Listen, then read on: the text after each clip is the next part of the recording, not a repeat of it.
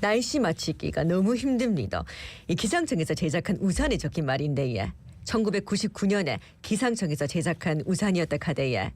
근데 25년이 흘렀지만 오히려 요즘 날씨가 더 맞추기가 힘들 것 같은데 실제로는 어떨지 부산 시민들의 날씨를 책임지고 있는 부산지방기상청의 이야기 들어보겠습니다. 네, 오늘 스튜디오에 부산지방기상청 이영호 예보과장님 나와 계십니다. 과장님 안녕하세요. 안녕하십니까. 네, 안녕하세요. 네, 반갑습니다. 일단 예보과장님이십니다. 예보과장님께서는 어떤 일을 하고 계십니까? 네, 먼저 예보과 업무를 말씀드려야 될 것 같은데요. 기상청에서 예보과 업무라면 아시다시피 오늘 내일 모레의 날씨를 예보하거나 호우, 강풍, 풍랑, 폭염에 대한 주의보 경보를 발표해서 위험에 대비하도록 하는 일을 생각하실 텐데 맞습니다. 예, 그런 일들이 가장 중요하죠. 조금 더 자세하게 말씀을 드리면 오늘 내일부터 길게는 10일 후까지 언제 어디서 어느 정도의 비가 온다거나 바람이 얼마나 강하다거나 또 얼마나 덥거나 추울지 등의 날씨를 알려드려서 일상의 삶이나 경제활동, 여가 생활을 편하게 하도록 도와드리는 일이 하나가 있고요. 또 하나 중요한 일로는 날씨로 인한 피해를 예방하는 일이 있습니다. 광역시나 시군구의 재난 업무 담당자, 소방관이나 경찰관, 산림보호자, 홍수관리자 등에게 날씨로 인한 피해가 예상될 때 이를 미리 알려드려서 그분들이 재해 예방이나 대응, 피해 복구 등의 업무를 원활히 수행하도록 지원하는 업무입니다. 이에 더해서 예보과 내부적으로는 예보 정확도 향상 등 예보 능력을 개선하기 위한 예보기술 연구, 더 유용한 예보 정보와 더 빠르고 효율적인 예보 전달 체계 개발 등의 업무가 있고요.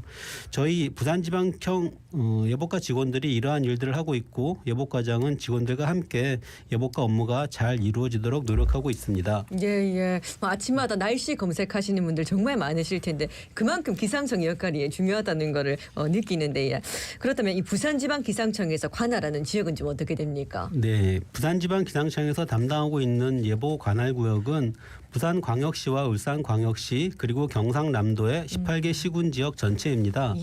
부울경 지역의 경우 수도권 다음으로 인구가 많고 항만이나 물류, 관광, 해양 등의 다양한 산업이 발달하고 있어서 기상 정보에 대한 중요성과 필요성이 높은 지역인데요. 그러한 만큼 더욱 큰 책임감을 가지고 예보 업무를 수행하고 있습니다. 네, 오늘 지금 10월 16일인데 가을인데 낮 기온이 막 26, 7도까지 오르고 그럽니다. 진짜 언제 완연한 가을이 오는지 한번 짚어주세요. 네, 그렇습니다. 9월에 부울경은 가을의 시작이 무색할 정도로 폭염과 열대야가 기승을 부렸습니다. 10월로 들어서면서 아침 기온이 다소 떨어지고 일교차가 커지기 시작했지만 여전히 낮 기온은 평년보다 높은 수준입니다. 이러한 상태는 10월 말까지 지속되겠고요. 11월이 되어야 비로소 평년과 비슷한 기온을 보이면서 쌀쌀한 가을 날씨가 본격적으로 나타나겠습니다. 당분간은 아침과 저녁에는 서늘하고 낮 동안에는 따뜻한 느낌을 받으며 낮과 밤의 기온차가 크게 벌어질 것으로 예상되는 만큼 최신의 기상 정보를 확인하시고 건강 관리에 각별히 유의해 주시기 바랍니다. 이제 11월쯤 돼야 우리가 평소에 알던 그런 완연한 가을 날씨 보일 거다라는 말씀이시고요. 그리고 또 10월에도 이제 태풍이 오는 경우가 있는데 올해 태풍은 좀 어떨지 궁금한데. 그 과거 통계값을 가지고 말씀을 드려야 될 것 같은데요.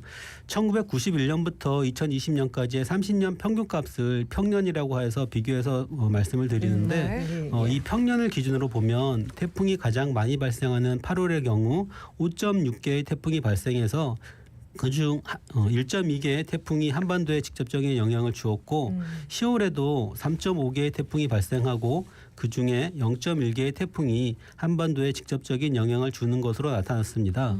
8월과 비교해 10월에 태풍이 한반도로 찾아온 수는 적지만 태풍이 올 가능성이 없다라고 단정지어 말하기는 어려운 수치고요.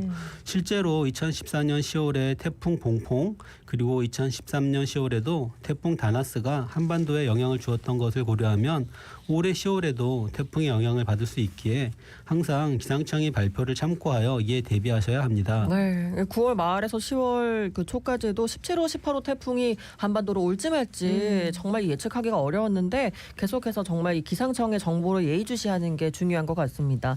지난 5월부터는 이제 부산광역시와 울산광역시의 육상특보구역 세분화가 시행됐다는데 이게 어떤 건가요? 네, 기상청에서는 특보구역을 시군 단위의 행정구역으로 운영하고 있습니다. 따라서 특별시나 광역시 등은 하나의 특보구역으로 운영이 되는데요.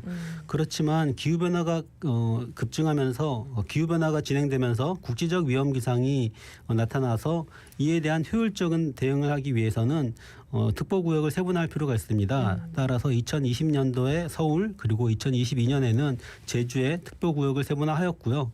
2024년 올해 5월부터는 부산과 울산의 특보구역을 세분화하였습니다. 많은 인구와 중요 시설이 밀집된 부산과 울산 지역에 대해 국지적인 기상 특성과 지형, 사회, 경제적 특성을 고려하였고 방재 관계기관과 지역사회의 이해와 협조를 거쳐 부산은 부산 동부, 부산 중부, 부산 서부의 세 곳으로 울산은 울산 동부와 울산 서부의 두 곳으로 특보구역을 세분화하여 운영하고 있습니다. 이렇게 특보구역을 세분화해서 운영을 하여 실제 위험 기상이 발생한 지역을 중심으로 조금 더 효율적으로 재난 대응과 예방이 가능해질 것으로 그렇게 기대하고 있습니다.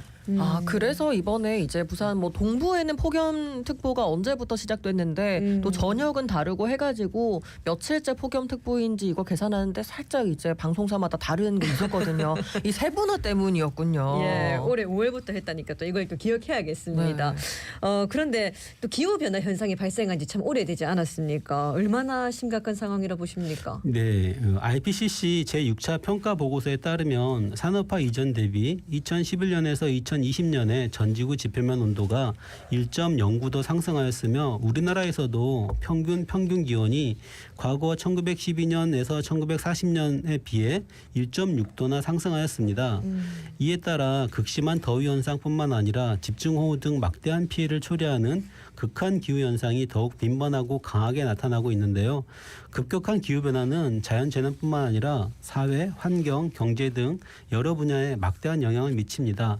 한 예로 2024년 여름철 부산의 기후 특성을 통해 확인할 수가 있겠는데요. 올해 여름철 부산 기온은 그동안의 순위가 많이 갱신되었습니다. 여름철 평균 기온은 25.9도를 기록하여 평년 기온 23.8도보다 2.1도가 높아 1905년 관측 이래 1위를 기록하였고요.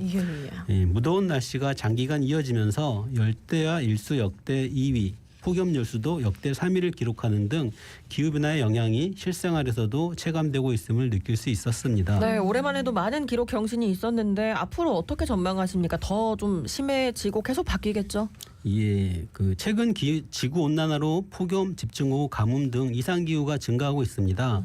미래에도 현재와 같이 탄소 배출을 줄이려는 노력을 하지 않는다면 2081년에서 2100년 사이에 21세기 후반이 되면 평균 기온이 현재보다 6도 이상 상승할 것으로 전망하고 있어서 지구 온난화는 더 심해질 것으로 전망됩니다. 또한 기후변화로 극한 기후현상도 증가하게 되는데요. 지구온난화가 가속화되는 양상과 더불어 불규칙적이고 예상하기 힘든 변동성이 커지는 것도 기후변화의 한 모습이라고 할 수 있습니다.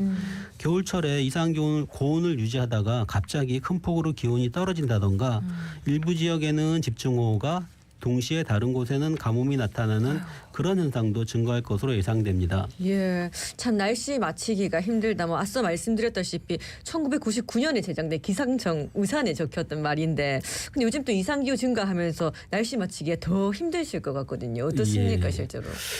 실제 과거와 비교했을 때 현재는 과학기술이 발달하면서 수치예보 모델이 발전되고 레이더와 위성 관측 자료가 확대되었고 또 AI 예측 모델의 개발 등을 통해 예보 정확도가 높아진 측면이 있습니다. 하지만 반대로 지구온난화로 인한 기후변화로 전 세계적으로 기온과 강수 패턴이 과거와 달리 더욱 불규칙해지면서 극한 기후현상이 잦아지는 등 기존과 다른 날씨가 빈번하게 나타나 날씨 예보를 더욱 어렵게 하는 것도 사실입니다. 저희 기상청에서는 한국형 수치예보 모델을 지속적으로 개선하고 인공지능과 빅데이터 분석을 활용하여 새로운 예보 기법을 개발하는 등 예보 정확도를 높일 수 있도록 더욱 노력하고 있습니다. 네, 이렇게 인공지능 빅데이터 분석, 슈퍼컴퓨터를 이용해가지고 날씨 예보가 이루어지는 게 맞습니까? 네, 많은 분들이 기상청에서 날씨를 어떻게 예보하는지 궁금해하실 텐데요. 예. 먼저 여러 지역의 종강기상 관측 장비 그리고 해양기상 부위, 레이더, 기상위성 등을 통해 기상 자료를 실시간으로 한 곳으로 모읍니다. 관측이라고 하는데요. 이렇게 관측한 데이터를 수집 분석을 해서 기상청에 슈퍼컴퓨터에 입력을 해서 슈퍼컴퓨터에서는 이를 바탕으로 수치예보 모델이라는 것을 돌립니다. 이를 운영해서 수치예보 모델에서는 다양한 예측 자료를 생산합니다. 이렇게 수치예보에서 생산한 다양한 예측 자료가 만들어지고 이를 가지고 기상예보관들이 관측된 현재 자료와 함께 분석을 해서 예보를 생산하고 최종적으로 국민에게 전달합니다. 날씨 예보가 여러 과정을 거쳐 이루어지는 만큼 관측 장비 관리자, 수치예보 모델 운영자, 기상예보관 등 많은 사람이 함께 노력한다고 보시면 될 것 같습니다. 예, 그렇다면 만약 날씨가 예보한 상황하고 달라진 경우도 있을 것 같은데 이럴 때는 좀 어떻게 대처를 하십니까? 특히 저희가 악기상을 예보하는데 이제 그런 걸 잘 맞췄을 때 느끼는 감정은 안도감이 아닐까 싶은데요. 위험 기상이 그러니까 예상되는 상황에서 사전에 기상 정보가 발표되면 방재 관련 기관들은 신속하게 재해에 대해 경고하거나 위험 지역 접근을 방지하는 등의 조치를 하게 되는데 최종적으로 재해를 줄이는 중요한 역할을 하게 되죠. 정확한 예보는 시민들의 생명과 재산을 지키는 중요한 역할을 하기에 더욱 큰 책임감을 느낍니다. 앞으로 이 책임감을 기반으로 더욱 노력하는 부산지방기상청 예보과가 되겠습니다. 네, 우리 부산지방기상청 직원분들의 대표에서 나오셨는데 마지막으로 부산 시민들께 한 말씀 남겨주시죠. 예. 우리 예보과장님. 날씨는 우리와 가까이 있지만 완벽하게 알기는 어렵습니다. 매 순간 변화되는 상황을 계속해서 감시 분석하며 최적의 예보를 생산하게 되는데요. 그래서 예보는 위험한 상황이 지나갈 때까지는 계속해서 더 정확한 정보를 통해 수정된 예보가 나가게 됩니다. 따라서 항상 최신의 기상 정보를 확인해 주시기 바랍니다. 저희 부산지방기상청은 여러분의 안전을 지킬 수 있도록 더욱 노력하겠고 앞으로도 기상청에 대한 많은 믿음과 응원을 부탁드리겠습니다. 네, 오늘 말씀 여기까지 듣겠습니다. 지금까지 부산지방기상청 이영호 예보과장이었습니다. 오늘 고맙습니다. 고맙습니다. 네, 감사합니다. 예, 아까 또 예보과장님 얘기 들으셨지. 이번